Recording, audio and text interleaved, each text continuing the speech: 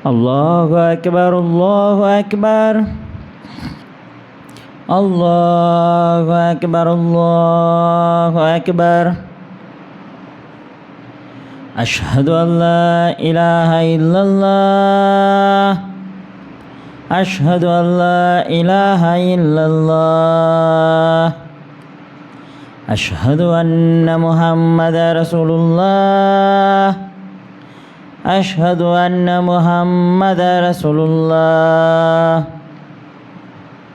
هيا على الصلاة هيا على الصلاة هيا على الفلاح هيا على الفلاح. الله أكبر الله أكبر لا إله إلا الله.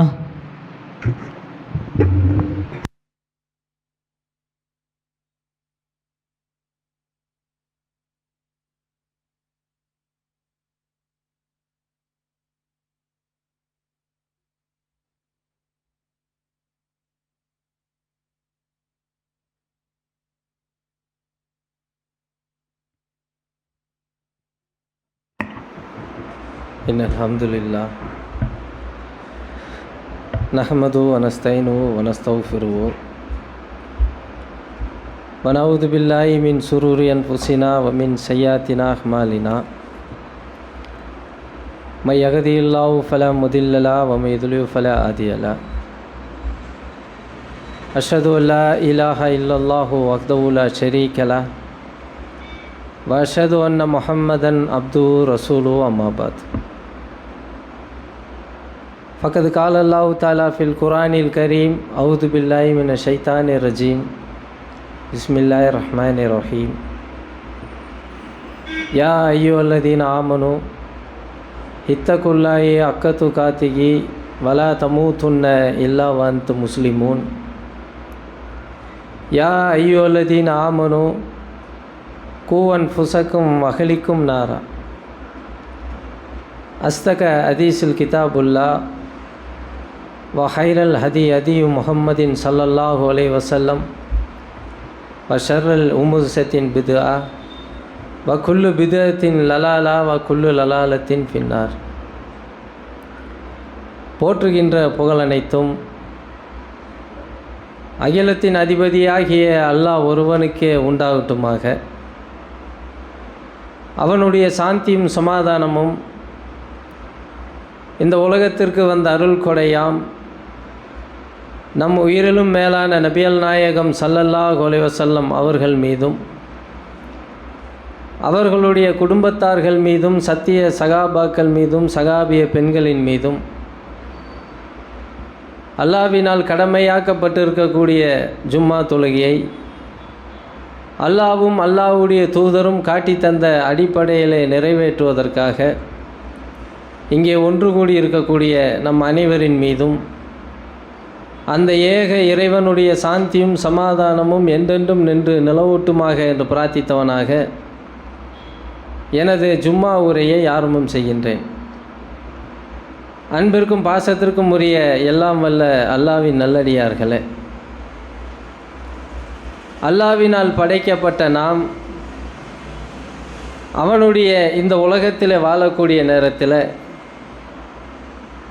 ஒரு சிறந்த சமுதாயமாக, நல்ல சமுதாயமாக, நன்மையை மட்டுமே செய்யக்கூடிய ஒரு சமுதாயமாக நாம் இந்த உலகத்தில் வாழ்ந்து கொண்டிருக்கிறோம்.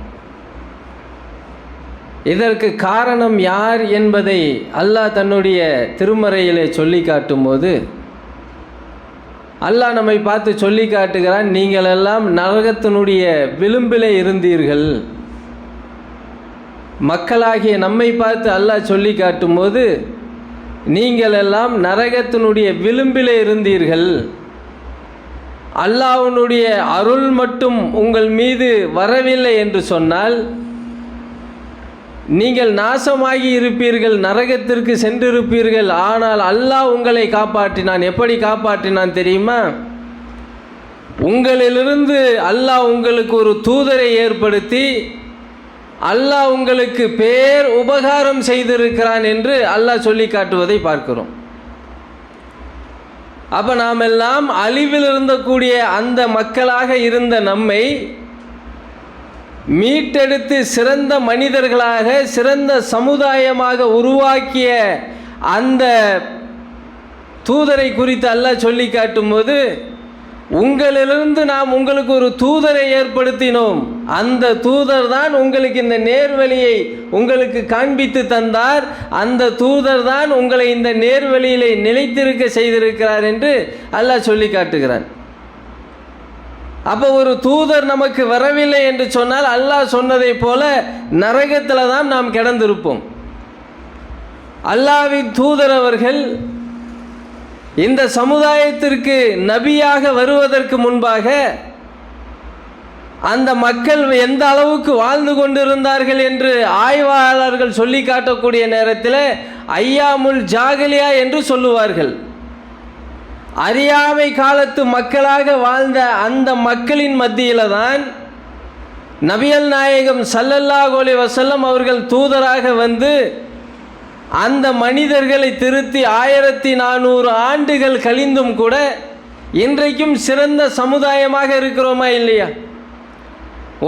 நாம் வாழக்கூடிய இந்த நாட்டில் ஒவ்வொரு பண்டிகையை எடுத்துக்கிடுவோம். ஒவ்வொரு பண்டிகை முடிந்தும் மறாத நாள் நீங்கள் தொலைக்காட்சியில் பார்த்தீர்களானும் சரி, அல்லது செய்தித்தாள்களை வாங்கி படித்தாலும் சரி, டாஸ்மாக் இத்தனை கோடிக்கு விற்பனை என்று போடுவாங்க. ஆனால் முஸ்லீம்களுடைய பண்டிகையில் என்னைக்காச்சும் அந்த செய்தியை நம்ம பார்த்துருப்போமா? டாஸ்மாக் 200 கோடி விற்பனை என்று என்னைக்காவது பார்த்துருப்போமா? பார்க்க முடியாத. காரணம் என்ன? 1400 ஆண்டுகளுக்கு முன்பாக அவர் செய்த அந்த பிரச்சாரம், அந்த தூதரை உயிரிலும் மேலாக நாம் நேசிக்கக்கூடியதனுடைய விளைவு இன்றைக்கும் அந்த மதுபானத்தை நாம் தொடுவதில்லை. எதையெல்லாம் தடை செய்தாரோ இன்றைக்கும் அதிலிருந்து நாம் விலகுகிறோமா இல்லையா? இந்த உலகம் முழுவதுமே மிகப்பெரிய ஒரு கேடு எது என்று சொல்லி காட்டும்போது வட்டியை சொல்லி காட்டுகிறது. வட்டினால தான் மனித சமுதாயமே மிகப்பெரிய ஒரு அழிவை சந்திக்கிறது என்று சொல்லி காட்டுகிறது. ஆனால் முஸ்லீம்கள் அந்த வட்டியை வாங்குகிறார்களா? என்ன காரணம்? அவர்களுக்கும் பொருளாதாரத்தின் மீது ஆசை இருக்கத்தான் செய்கிறது. காரணம் என்ன? அதை செய்தால் நரகத்திற்கு சென்று விடுவோம் என்று 1400 ஆண்டுகளுக்கு முன்பாக நம்மை பக்குவப்படுத்தினார் அந்த தூதர். ஆனால் தான் ஒரு சமுதாயம் இன்றைக்கு சிறந்த சமுதாயமாக இந்த உலகத்தில் வாழ்ந்து கொண்டிருப்பதை பார்க்கிறோம். அந்த சமுதாயத்தில் இருக்கக்கூடிய மக்களை இன்றைக்கு சமீப காலமாக பார்த்தால் மிகப்பெரிய மனக்கவலை ஏற்படக்கூடிய ஒரு சூழ்நிலையை பார்க்கிறோம். அரசியல்வாதிகள் என்றும் சினிமா நடிகர்கள் என்றும் எந்த சமுதாயத்தை, எந்த தூதரை பின்பற்றி வாழ்ந்த இந்த சமுதாயம், அந்த சமுதாய மக்கள் எந்த தூதர் 1400 ஆண்டுகளுக்கு முன்பாக இந்த பிரச்சாரத்தின் மூலியமாக நம்மை சிறந்தவர்களாக தேர்ந்தெடுத்தார்களோ அந்த சமுதாயத்தில் இருக்கக்கூடிய மக்களை இன்றைக்கு அதிகமாக நாம் பார்க்கிறோமா இல்லையா? ஒரு சினிமா நடிகனுக்கு பின்னால் சென்று இவன் தான் சமுதாயத்தை பாதுகாப்பான் என்று சொல்லக்கூடிய ஒரு நிலைமையை பார்க்கிறோமா இல்லையா? எந்த அளவுக்கு கூத்தாடிகளுக்கு பின்னால் எந்த அளவுக்கு இந்த சமுதாயம் தரங்கெட்டு சென்று கொண்டிருக்கிறது. அல்லாஹ்வை வணங்கக்கூடிய, அல்லாஹ்வின் தூதரை பின்பற்றக்கூடிய ஒரு சமுதாயம் நரகத்திற்கு சென்று கொண்டிருக்கிறது. எந்த அளவுக்கு? கடந்த ஒரு சில நாட்களுக்கு முன்பாக ஒரு நடிகனை பார்க்க போகிறாங்க. ஒரு அரசியல் கட்சியை தொடங்கின ஒரு நடிகனை பார்ப்பதற்காக புர்கா போட்டுக்கிட்டு இந்த சமுதாயத்தில் இருக்கக்கூடிய ஒரு 4 பெண்கள் போய் அந்த நடிகனை பார்த்து விட்டு வராங்க. வரக்கூடிய நேரத்தில் தொலைக்காட்சியில் அவங்க பேட்டி கொடுக்குறாங்க, இன்றைக்கு ஜும்மாவுடைய நாள், நாங்கள் தொழலை, ஆனால் எங்களுடைய தலைவரை நாங்கள் பார்த்து விட்டோம், ரொம்ப மகிழ்ச்சியாக இருக்கிறது. ஜும்மா நாள் நாங்கள் தொழலை, எங்கள் தலைவரை பார்த்துட்டோம். எந்த அளவுக்கு கண்ணுக்கு முன்னால் ஒரு சிறந்த ஒரு சமுதாயமாக அல்லாஹ்வின் தூதர் அவர்கள் உருவாக்கி இந்த சமுதாயம் கண்ணுக்கு பின்னால் நரகத்துக்கு போதா இல்லையா? எத்தனை முஸ்லீம்கள் இன்றைக்கு தலைவர் என்று சொல்லி அவர்களுக்கு பின்னால் செல்லக்கூடிய காட்சியை பார்க்கிறோம். அதே போல அரசியல்வாதிகளுக்கு பின்னால் செல்லக்கூடிய காட்சியை பார்க்கிறோம். அப்போ இதெல்லாம் என்ன காரணம்? இவைகளெல்லாம் நடப்பதற்கு உண்டான அடிப்படை காரணம் என்ன தெரியுமா? அவர்கள் பெயர் தாங்கி முஸ்லீம்களாக இருக்கிறார்களே தவிர அவர்களுக்கு அல்லாஹ்வின் தூதர் அவர்களை குறித்து எடுத்து சொல்ல இந்த சமுதாயம் தவறியதனுடைய விளைவுதான் காரணம். தலைவன் என்றால் யார்? அதை முதல்ல சொல்லணுமா இல்லையா?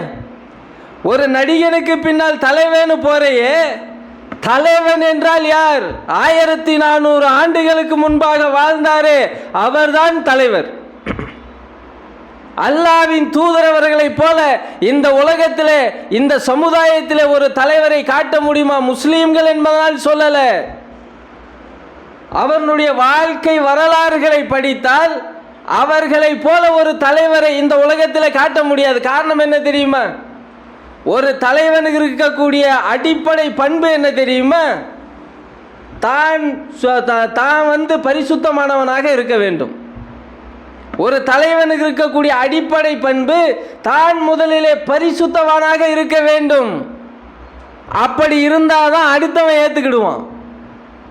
அல்லாஹ்வின் தூதர் அவர்கள் இந்த சமுதாயத்திற்கு நபியாக ஆக்கப்பட்ட பிறகு அல்லாஹ்வின் தூதர் அவர்கள் அந்த சமுதாய மக்கள் மத்தியிலே பிரச்சாரம் செய்கிறாங்க. ஓரிரை கொள்கை எடுத்து சொல்றாங்க. தன்னை நபி என்று அந்த மக்கள் மத்தியிலே அடையாளம் காட்டுகிறார்கள். மக்கள் ஏற்பது கிடையாது. அப்ப அந்த மக்களை பார்த்து அல்லாஹ்வின் தூதர் அவர்கள் ஒரு கேள்வி கேட்கிறாங்க. உலகத்தில் எந்த ஒரு தலைவனும் இப்படிப்பட்ட ஒரு வார்த்தையை சொல்ல முடியாது. என்ன சொல்றாங்க?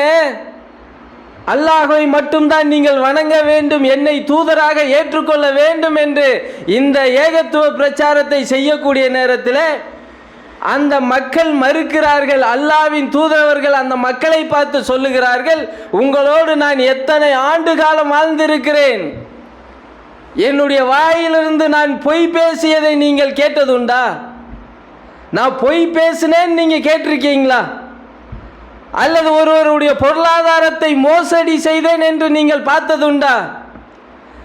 அல்லது அனாச்சாரமான காரியங்களை நான் ஈடுபட்டேன் என்று நீங்கள் கேள்விப்பட்டிருக்கிறீர்களா? அந்த மக்களை பார்த்து சொல்லக்கூடிய வார்த்தை, ஏப்பா என் பேச்சை கேட்க மாட்டேங்கிறீங்க, ஏன் என்னை தூதராக ஏற்றுக்கொள்ள மறுக்கிறீர்கள்?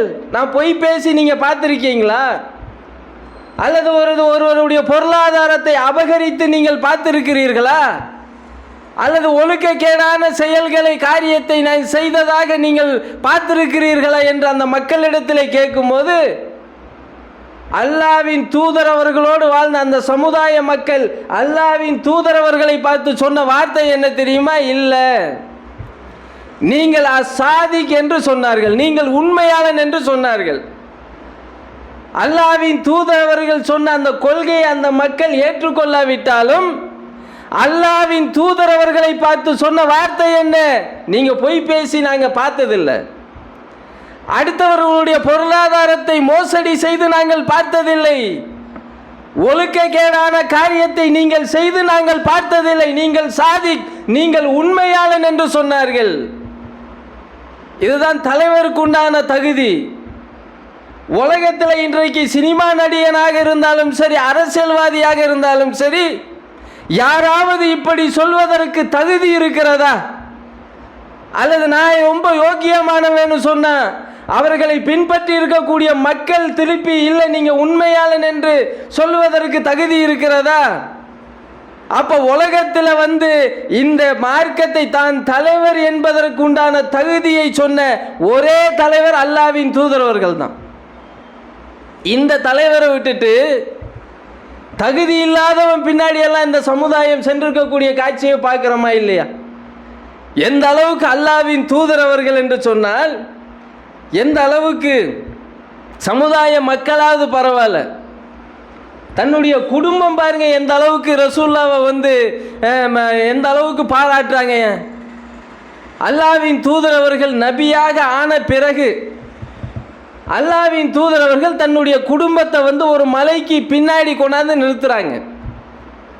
ஒரு மலைக்கு பின்னாடி கொண்டு வந்து அல்லாஹ்வின் தூதர் அவர்கள் தன்னுடைய குடும்பத்தை நிப்பாட்டிட்டு அந்த குடும்பத்தை பார்த்து ரசூலுல்லாஹ் கேட்குறாங்க. குடும்பம் இருக்கு, ரசூலுல்லாஹ் குடும்பத்தை பார்த்து சொல்றாங்க, என் அருமை குடும்பமே, இந்த மலைக்கு பின்னால் ஒரு நெருப்பு குன்றம் வருகிறது, ஒரு நெருப்பு வருது அப்படின்னு நான் சொல்றேன், திரும்பி பார்ப்பீங்களான்னு கேட்குறாங்க. குடும்பத்தாரை கொண்டாந்து நிப்பாட்டிட்டு உங்களுக்கு பின்னா ஒரு நெருப்பு வருது அப்படின்னு நான் சொன்ன, நீங்கள் திரும்பி பார்ப்பீர்களா என்று தன்னுடைய குடும்பத்தை பார்த்து கேட்டவுடன் அந்த குடும்பம் சொன்னது, பார்க்க மாட்டோம். அப்ப அல்லாஹ்வின் தூதர் அவர்கள் குடும்பத்தை பார்த்து கேட்கிறாங்க, ஏன் பார்க்க மாட்டீங்க என்று கேட்டவுடன் அந்த குடும்பம் சொல்லுகிறது, நீங்கள் நெருப்பு வருகிறது என்று சொன்னால் அது வரும், நீங்கள் பொய் சொல்லி நாங்கள் பார்த்ததில்லை, வருதுன்னு சொன்னா அது வரும், நாங்க ஏன் திரும்பி பார்க்க போறோம், நீங்கள் உண்மையாளர் என்று சொல்லி தன்னுடைய குடும்பம் அல்லாஹ்வின் தூதருக்கு நற்சான்று சொல்லுகிறது என்று சொன்னால், இந்த தலைவரை விட்டுவிட்டு இன்றைக்கு சமுதாயம் செல்லக்கூடிய காட்சியை பார்க்கிறோமா இல்லையா? எந்த தலைவரை, நிஜ தலைவரை தேடணுமோ அந்த தலைவரை விட்டுவிட்டு நிழலை தேடக்கூடிய சமுதாயமாக இன்றைக்கு இருக்கக்கூடிய காட்சியை பார்க்கிறோம். அப்போ ஒருவர் தலைவர் என்று சொன்னால், அவருக்கு பின்னால் நாம் செல்லுகிறோம் என்று சொன்னால், தலைவருக்கு உண்டான தகுதிகள் இருக்கிறதா என்பதை முதல்ல நம்ம பார்க்கணும். தலைவருக்கு உண்டான தகுதிகள் எங்கே இருக்கிறது? 1400 ஆண்டுகளுக்கு முன்பாக நமக்கு தலைவராக தேர்வு செய்யப்பட்டார்களா இல்லையா அல்லாஹ்வின் தூதர் அவர்களிடத்தில் இருக்குது. எந்த அளவுக்குன்னு சொன்னால், இன்னைக்கு குடும்பம் விட்டுருங்க, ஒரு தலைவரை சிறந்தவர் என்று சொல்லக்கூடிய ஒரு தலைவர், இவர் நல்லவர் தான் என்று சொல்லக்கூடிய அந்த தகுதி யாருக்கிட்ட இருக்கும் தெரியுமா? தன்னுடைய மனைவி சொன்னாதான் அந்த தலைவர் தகுதியான தலைவர் என்று இந்த சமுதாயம் ஏற்றுக்கும். யாருடைய மனைவி இவர் நல்லவருங்க என்று சொல்கிறாரோ அவர் தான் நல்லவர். இன்றைக்கு தலைவராக தேர்வு செய்யப்பட்டிருக்கக்கூடிய இந்த நடிகனாக இருந்தாலும் சரி, அல்லது அரசியல்வாதிகளாக இருந்தாலும் சரி, இவங்களுடைய மனைவி இவரை நல்லவன் முதல்ல சொல்லுமா? ஆனால் அல்லாஹ்வின் தூதர் அவர்களுடைய வாழ்க்கையிலே பாருங்கள், அல்லாஹ்வின் தூதர் அவர்களுடைய மனைவிமார்கள் அல்லாஹ்வின் தூதர் அவர்களை குறித்து சொன்ன செய்தியை நம்ம பார்த்தோன்னு வைங்க, ஆச்சரியப்பட்டு போயிடுவோம். இப்படி ஒரு மனிதரா என்று சொல்லி ஆச்சரியப்பட்டு போகக்கூடிய அளவுக்கு அல்லாஹ்வின் தூதரனுடைய மனைவிமார்கள் அல்லாஹ்வின் தூதரை குறித்து சொல்லி இருக்கிறார்கள். கதீஜா ரலியல்லாஹ் அல்லாஹ்வின் தூதரனுடைய முதல் மனைவி. நபிகள் நாயகம் ஸல்லல்லாஹு அலைஹி வஸல்லம் அவர்கள் மக்காவிலே வாழக்கூடிய நேரத்தில் அந்த குறைஷிகளுடைய கொடுமைகளை பார்த்து ஒரு சில நேரங்களில் மனசு வெறுத்து போயிடுவாங்க. மனசு வெறுத்து போய் ஈரா குகையில் போய் தனிமையில் அல்லாஹ்வின் தூதர் அவர்கள் அல்லாஹ்வை நினைத்து இருக்கக்கூடியவர்களாக இருப்பாங்க. அப்படி ஈரா குகையில் ஒரு முறை அல்லாஹ்வின் தூதர் அவர்கள் இருக்கக்கூடிய நேரத்தில் ஜிப்ரீல் அலைஹிஸ்ஸலாம் அவர்களை அல்லாஹ் இறக்கி அல்லாஹ்வின் தூதரை நபியாக அல்லாஹ் தேர்வு செய்கிறான். ஜிப்ரீல் அலைஹிஸ்ஸலாம் வராங்க. ரசூலுல்லாஹ் ஈரா குகையில் உட்கார்ந்துக்கிட்டு இருக்கக்கூடிய நேரத்தில் ஜிப்ரீல் அலைஹிஸ்ஸலாம் அல்லாஹ்வின் தூதருக்கு முன்னால் வருகிறாங்க. எப்படி வராங்க? அவருடைய முழு தோற்றத்திலே வருகிறார்கள். 600 ரக்கைகளை கொண்டவர்களாக ஜிப்ரீல் அலைஹிஸ்ஸலாம் ஈரா குகையில் வராங்க. இக்கரை நீங்கள் ஓதுவீராகன்னு சொல்லி ரசூலுல்லாஹ்க்கு சொல்றாங்க, உங்களை அல்லாஹ் நபியாக தேர்வு செய்து விட்டான் என்ற அந்த செய்தியை சொன்ன உடனே 600 ரக்கைகளை கொண்ட ஜிப்ரீல் அலைஹிஸ்ஸலாம் அவர்களை பார்த்த உடனே ரசூலுல்லாஹ்க்கு பயம் வந்துடுது. ரசூலுல்லாஹ்வை ஜிப்ரீல் அலைஹிஸ்ஸலாம் கட்டி தழுவுறாங்க. அல்லாஹ்வின் தூதர் அவர்கள் ஜிப்ரீல் அலைஹிஸ்ஸலாம் அவர்களை தள்ளி விட்டுட்டு ஓடிடுறாங்க வீட்டுக்கு பயத்தில். முதல்ல ஜிப்ரீல் அலைஹிஸ்ஸலாம் அவர்களை அல்லாஹ்வின் தூதர் அவர்கள் அப்போதுதான் பார்க்குறாங்க. 600 ரக்கைகளை கொண்ட ஒரு மனிதரை பார்க்கும்போது யாருக்கு பயம் இல்லாமல் இருக்கும்? ரசூலுல்லாஹ்க்கு பயம் வீட்டுக்கு ஓடிடுறாங்க. ஓடின உடனே கதீஜா ரலியல்லாஹ் வீட்டில் இருக்கிறாங்க. அவர்களுடைய மனைவி என்ன சொல்லிட்டு ஓடுறாங்க? என்னை போர்த்துங்கள் என்னை போர்த்துங்கள் என்று சொல்லிட்டே ஓடுறாங்க வீட்டுக்கு நேராக போன உடனே தன்னுடைய மனைவி பார்க்குறாங்க, என்னமோ இவருடைய வாழ்க்கையில் நடந்திருக்கு. அல்லாவின் தூதர் அவர்கள் போத்துங்கிறாங்க. அல்லாவின் தூதர் அவர்களை தன்னுடைய மனைவி போத்துறாங்க. கடுமையான காய்ச்சல் அடிக்குது ரசூலுல்லாஹ்க்கு. பார்த்த பயத்தில் காய்ச்சல் தாங்க முடியாமல் வீட்டில் போய் படுக்கக்கூடிய நேரத்தில் ரொம்ப சிரமத்தில் அல்லாவின் தூதர் அவர்கள் இருக்கிறாங்க, பயத்தில் இருக்கிறாங்க. அவர்களுக்கு காய்ச்சல் அடிக்கிறது. தன்னுடைய மனைவி எப்படி ஆறுதல் படுத்துறாங்க பாருங்க. அல்லாவின் தூதர் அவர்களை பார்த்து கதீஜா ரலியல்லாஹு சொன்ன வார்த்தை என்ன தெரியுமா? பயப்படாதீங்க, நீங்கள் கவலைப்படாதீர்கள், அல்லாஹ் உங்களை கைவிட மாட்டான். காரணம் என்ன தெரியுமா? நீங்கள் உங்களுடைய உறவினர்களோடு நீங்கள் சேர்ந்து வாழுகிறீர்கள், நல்ல குணம் உடையவராக நீங்கள் இருக்கிறீர்கள், நீங்கள் நல்லவனாக இருக்கிறீங்க, அல்லாஹ் உங்களை கைவிட மாட்டான். எந்த மனைவியாவது இந்த சர்டிஃபிகேட்டை நமக்கு தருமா? நம்மளுடைய மனைவி முதல்ல நமக்கு தருமா? சொல்லுங்க பார்ப்போம். நம்மளுக்கு ஒரு துன்பம் வரக்கூடிய நேரத்தில்